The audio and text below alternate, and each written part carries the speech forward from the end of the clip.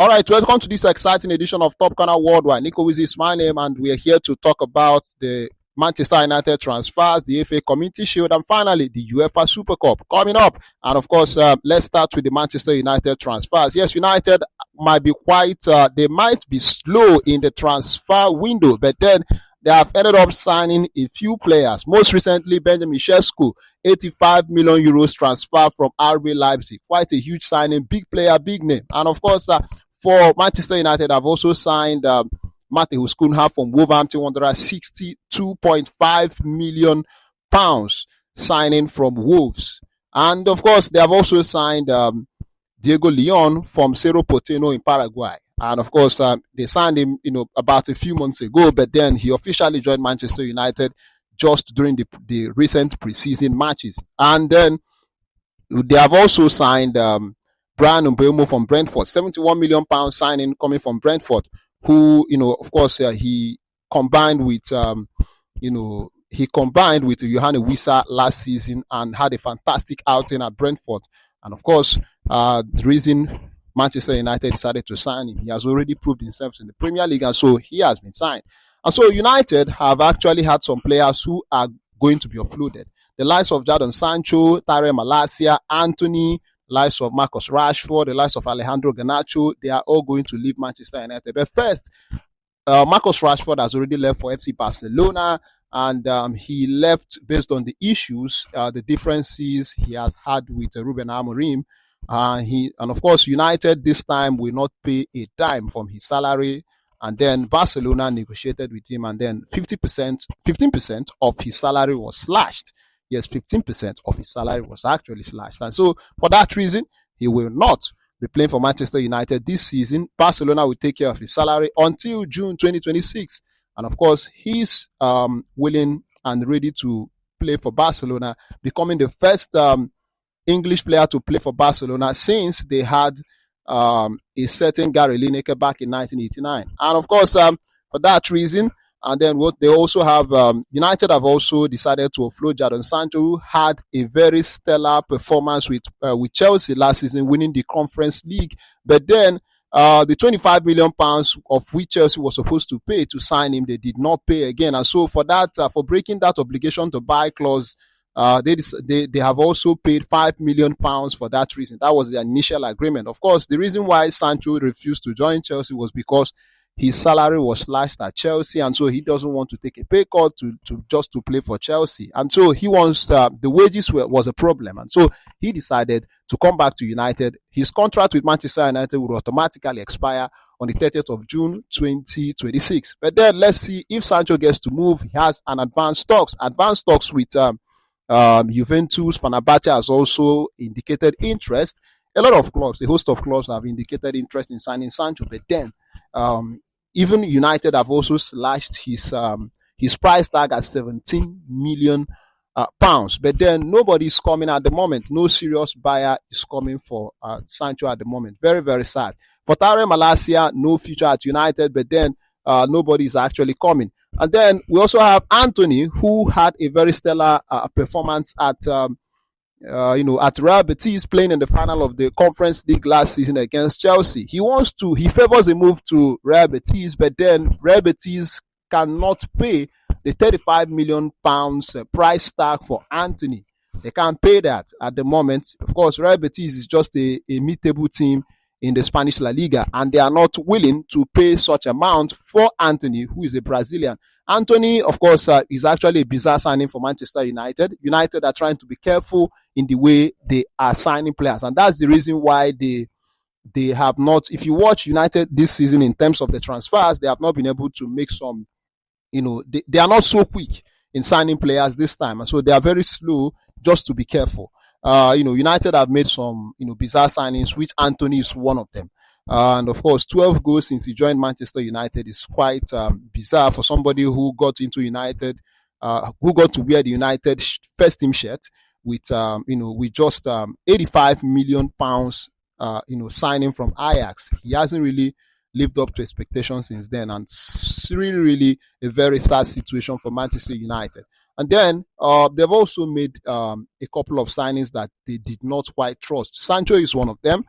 They bought Sancho for around £73 million and then ended up not even living up to the expectation, not even replicating his form at Dortmund. Although he was sent out on loan at Dortmund and he did well playing in the Champions League final like 2 seasons ago, but then since he coming back to United, things have not really changed as we expected. But then United wants to sell at this moment, and then United are actually the one losing this time, because when you look at the price, £73 million a few years ago, and now they want to sell for £17 million. So sad for Manchester United, but then that's the way it is. Football is the way it is, and so you don't.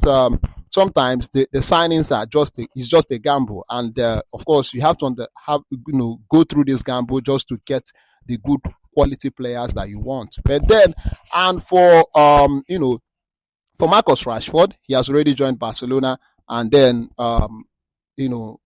collecting his salary at the moment at Barcelona. And of course, 15% of his salary was actually slashed. And of course, slashing his 15% of his salary, becomes the first Englishman to play for Barcelona since they had a certain Gary Lineker back in 1989.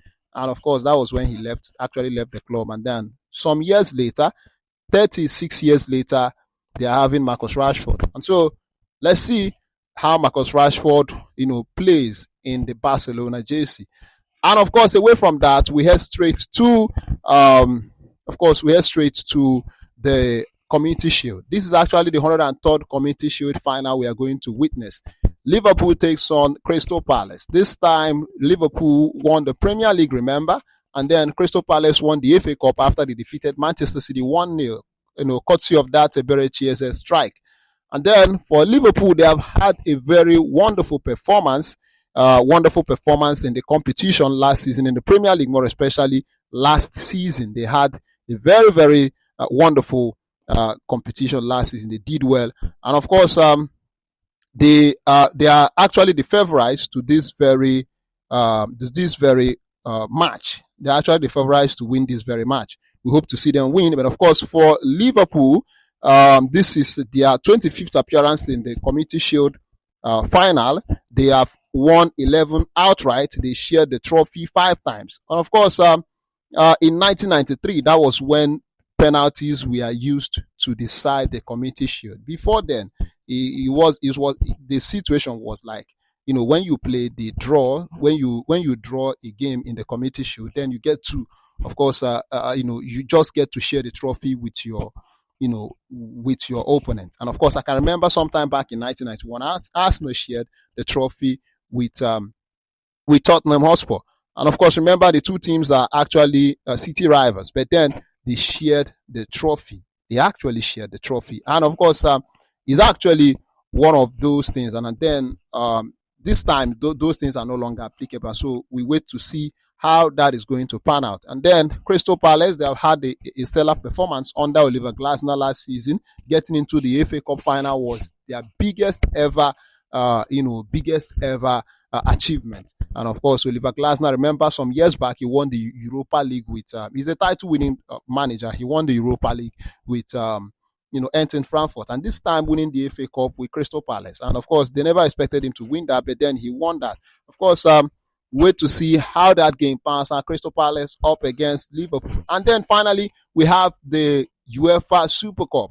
Now, of course, for the UEFA Super Cup, for PSG up against Tottenham Hotspur. Yes, for PSG, the last season, they were actually a very good side, more especially under Luis Enrique winning a treble. Yes, remember the 2014-2015 season, Luis Enrique did that with FC Barcelona side that had the likes of Lionel Messi, Neymar Jr., Ivan Rakitic, Sergio Busquets, so many of them. They had a very strong season that year, and they won the treble.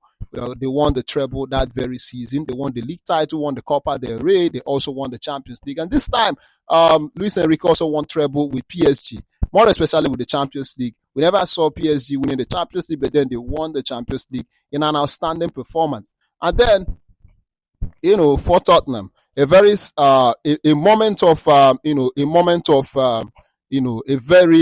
to remember for Tottenham Hotspur. Yeah, actually, a moment to remember.